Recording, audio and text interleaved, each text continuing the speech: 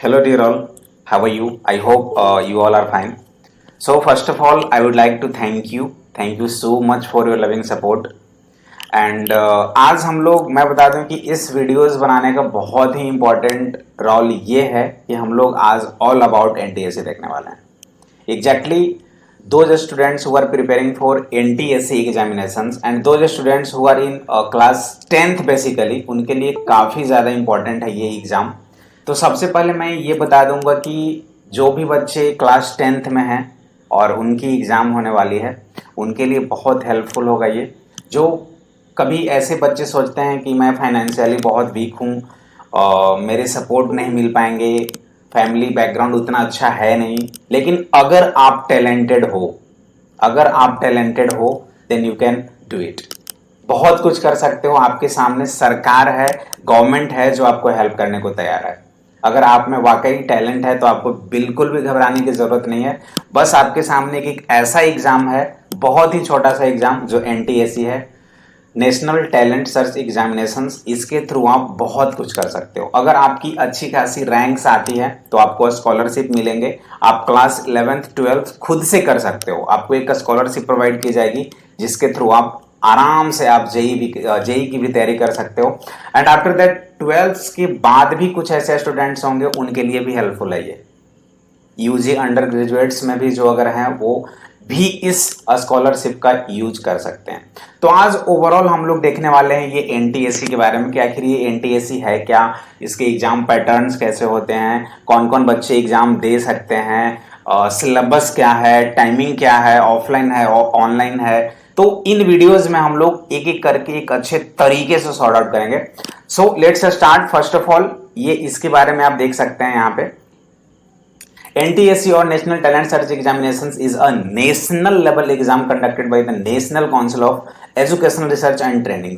NCERT के द्वारा ये संचालित होता है। अगर आपको NCERT पे बिल्कुल कमांड है तो डरने की बात नहीं है, बिल्कुल ऑलमोस्ट आप कर ही सकते हो।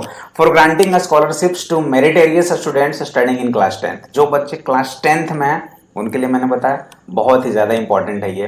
तो इसे क्रैक करना ही है। हम इस अनअकैडमी के प्लेटफॉर्म पे I am always with you guys कि एनटीएससी को क्रैक करना है, मींस करना है।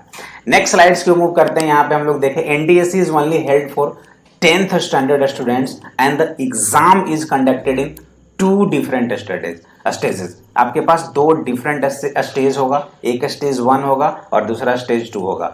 स्टेज 1 में क्या क्या होंगे, स्टेज 2 में क्या क्या होंगे, हम लोग 1 by 1 करके सारे कुछ देख पाएंगे। So let's move to the next slide. The first stage exam is a state level wise exam and is conducted by all the Indian states and union territories। मतलब कि मैं यूं बता दूं कि ऐसा कुछ नहीं होता स्टेज 1 की नेशनल लेवल पे है, सारे में क्वेश्चंस जो होंगे या सारे जो कंडक्ट किए जाएंगे वो नेशनल लेवल पे होंगे। No no no, state wise ये डिफर करता है। अगर आप बिहार स्टेट से हो, अगर आप महाराष्ट्र से हो, अगर आप सिक्किम से हो, अगर आप यूपी से हो, डिफरेंट स्टेट्स में ये एग्जाम कंडक्ट किया जाता है फर्स्ट स्टेज का। बट जो सेकेंड स्टेज होता है डिफरेंट यूनियन टेरिटरीज में भी ये अलग अलग तरीके से होता है। मींस फर्स्ट लेवल का जो एग्जाम है, फर्स्ट स्टेज का जो एग्जाम है, ये डिपेंड करता है आपके स्टेट्स एंड यूनियन टेरिटरीज पे। सेकेंड हम लोग देखेंगे on the other hand NTSC stage 2 is conducted on those students who clear the first exam. बिल्कुल ऑब्वियस बात है, अगर आप एनटीएससी फर्स्ट स्टेज ही नहीं क्लियर कर पाओगे तो सेकंड में कैसे जाओगे, है ना। तो इसके लिए आपको फर्स्ट स्टेज को क्लियर करना होगा। Only those students who qualify in NTSC exam 1 will be eligible to write the stage 2 examination. The NTSC paper is available in both Hindi and English medium. बहुत सारे बच्चों का ये कहना होता है कि सर ये पेपर कैसा होगा, मीडियम क्या होंगे इनके, हिंदी होंगे, इंग्लिश होंगे। तो आज से ये जान लो कि ये जो पेपर होता है एनटीएससी का ये दोनों लैंग्वेज, बाई लैंग्वेज होता है, Hindi and English both. Next हम लोग देखते हैं एनटीएससी स्कॉलरशिप्स के बारे में। Will be awarded on the basis of the overall performance of students in both stages of the examination.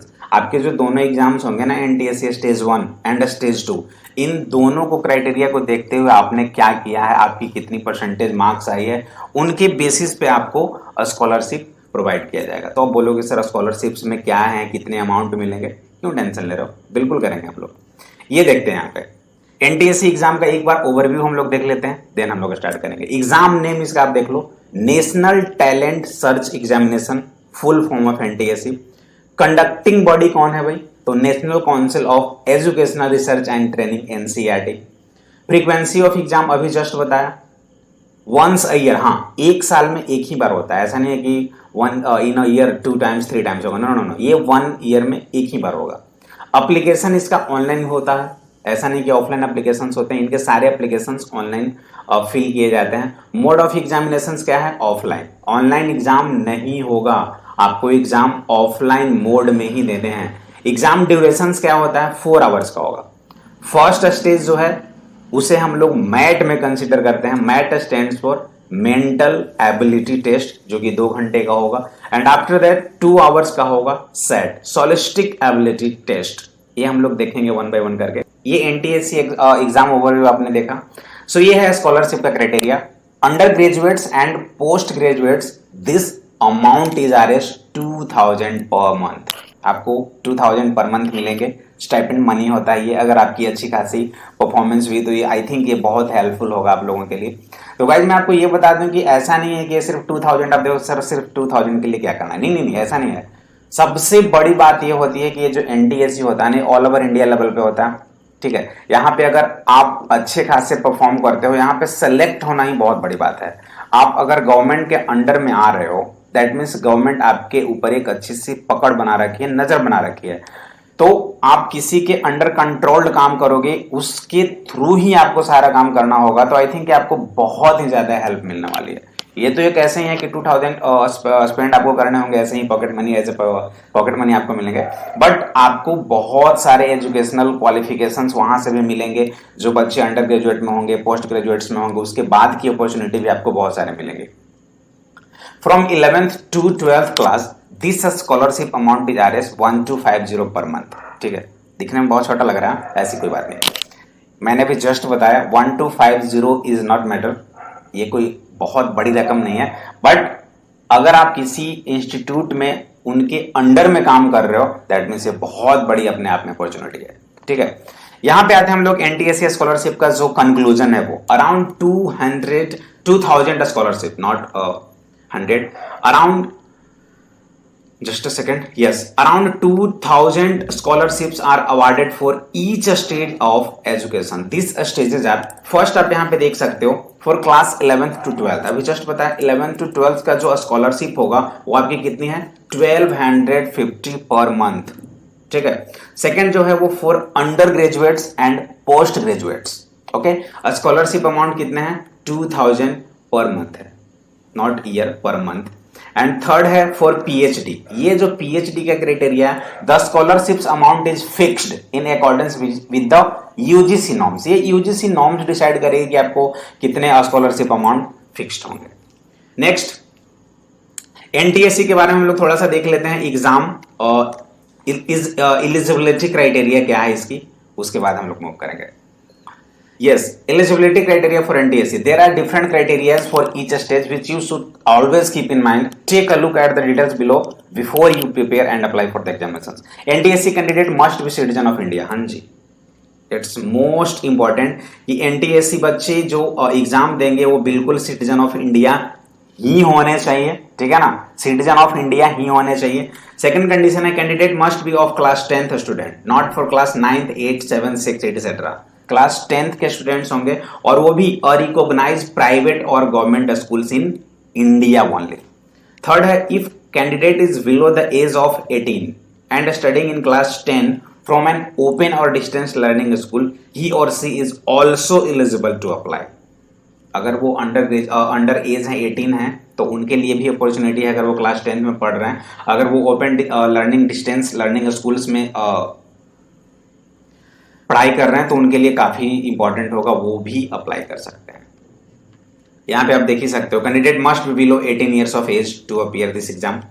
Class 9 has scored 60% or more percentage. Yes, it's more important guys. Class 9th students जो होंगे ना उनके लिए 60% minimum marks होने चाहिए, तभी वो qualify होंगे इन एनटीएससी के लिए। स्टेज 1 के बारे में हम लोग देखेंगे आज, हम लोग नहीं, एनटीएससी एलिजिबिलिटी ऑफ स्टेज 1 जो है आज हम लोग नहीं देखेंगे, इसके लिए हम लोग नेक्स्ट वीडियो का वेट करेंगे। उसमें हम लोग जो स्टेज 1 है और स्टेज 2 है इनके लिए क्या क्या एलिजिबिलिटीज हैं वो हम लोग नेक्स्ट वीडियो में देखेंगे। तब तक बने रहे, मिलते हैं एक छोटे से ब्रेक के बाद। Let's crack it.